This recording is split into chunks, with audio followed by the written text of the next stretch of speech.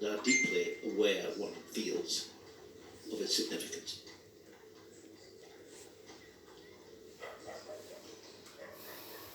For the King and the Queen's other children, despite all the preparations they will have made for this moment in their emotional selves and in physical ways, there is nothing quite like understanding what this means as they walk to a church for the service, which will lead to a period of about 24 hours when the Queen's coffin will lie in St Giles. It'll be open to people to come and pay their respects.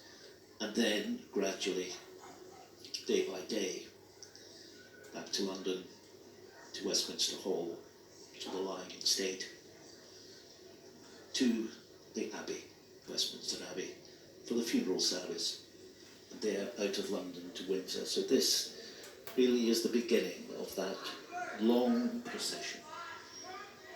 We started with the transfer of the coffin from Balmoral to Edinburgh by road on Sunday, and now takes on this funereal pace. There was a little bit of shouting somewhere in the crowd, but for the most part it is quiet and contemplative. Flags flying from the buildings in the Royal Mile, as they often do. It is, of course, a great tourist route, but it's a series of streets, steeped in history. And these stones have stories to tell. In a few moments they'll pass on the north side of the Royal Mile, the home of John Knox, that extraordinary 16th century figure whose statue we saw earlier in St Giles, whose looming figure standing statue outside the Assembly Hall where the Scottish Parliament first met in 1999. I mean, a deeply controversial figure, but the voice of Calvinism in the mid-16th century and all the upheavals that led to the Reformation.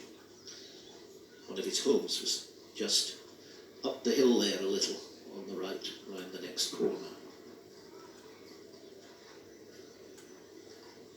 The old town of Edinburgh is a place of great atmosphere. Just passing Canongate Kirk now on the north side there, just hidden in the trees. God bless the Queen. Just see the front door of the church as the hearse passes it now. Flag flying at half-mast outside.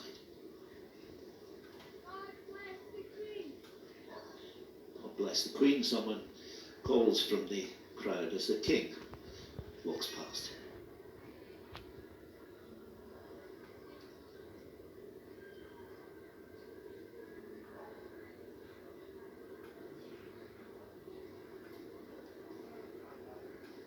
This part of the city, the old city, which was built really round the castle, on the castle rock, which slopes down from the Castle Esplanade right down to the Palace of Holyrood House, is a place that has held on to its history, despite all the upheavals, many of them physical, that have taken away old buildings.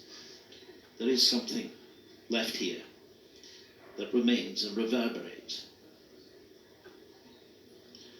The clip of these horses' hooves on the cobbles